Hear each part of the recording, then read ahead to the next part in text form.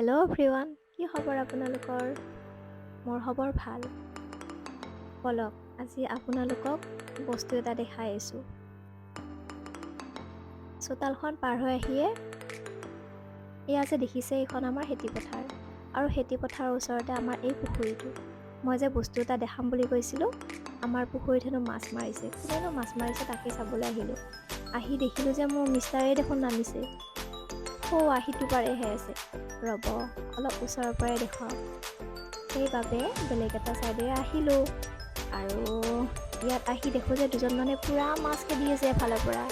মানে লাঙি জাল বহাইছে। কোনখনক মই লাঙি জাল বুলি কয় দেখাই আছোঁ।